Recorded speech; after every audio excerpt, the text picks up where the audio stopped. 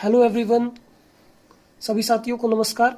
अब आज मैं 27 फरवरी 2022 के करंट अफेयर्स के कुछ मुख्य सवाल लेकर आपके सामने आया हूं। इन्हें आप देख सकते हैं। सबसे पहले आज के दिन की शुरुआत करते हैं आज के सुविचार से। कांटों पर चलकर फूल खिलते हैं, विश्वास पर चलकर भगवान मिलते हैं।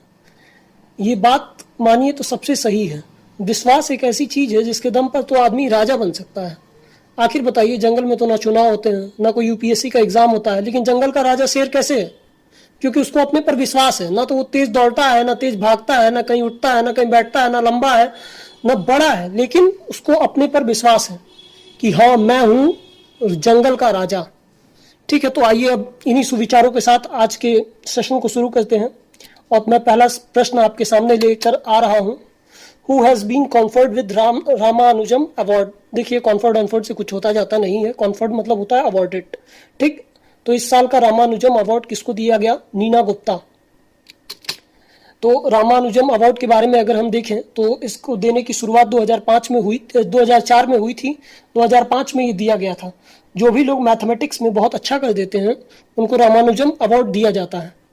ठीक, ये उन रिसर्चर्स के लिए है जो रामानुजम अवार्ड 45 ईयर्स के नीचे पाते हैं। रामानुजम अवार्ड आईटीसीपी रामानुजम प्राइज के नाम से भी दिया जाता है। आगे बढ़ते हैं अपने दूसरे सवाल की ओर। हु विल बी गिवन साहित्य अकादमी अवार्ड 2021 इन उर्दू लैंग्वेज? चंद्रभान ख्याल। अगर हम साहित्य अकादमी अवार्ड्स के बारे में बात करें तो इसकी स्थापना 1954 में हुई थी।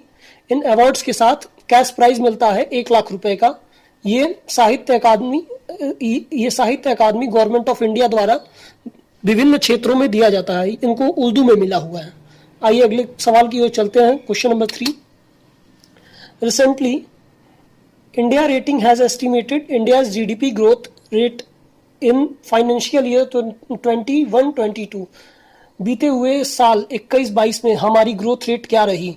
ठीक, बहुत सारे संस्था है, मूडी उड़ी और पता नहीं क्या क्या, ये लोग प्रेडिक्ट कर देते हैं पहले ही कि इनकी ग्रोथ रेट भैया यही रहेगी। ठीक, लेकिन ये असली ग्रोथ रेट जो निकल कर आई है हमारे इकोनॉमी से, ये है 8.6। अगले सवाल की ओर चलते हैं। Question number 4। Which state government has recently announced to restore the old pension scheme? मतलब पुरानी पेंशन योजना जिसके लिए हुए इतने सारे दंगे। राजस्थान सरकार। राजस्थान, देखिए अगर हम बात करें राजस्थान की तो राजस्थान में इस समय गवर्नमेंट है किसकी? कांग्रेस की गवर्नमेंट है। और उसके बाद से अगर हम बात करें तो इस समय 4 राज्यों में चुनाव चल रहे हैं पहले से। इन 4 राज्यों को चुनाव को लेकर शायद गवर्नमेंट ने दिखा दिया है कि लो, हम पुरानी पेंशन योजना बहाल कर रहे हैं। अगले सवाल पर हम चलें। क्वेश्चन नंबर 4 के बाद क्वेश्चन नंबर 5 पर। तो where has the first Bangladesh film festival inaugurated recently? Agartala. Question number 6। Who has recently launched Kisan mobile app? IIT Roorkee.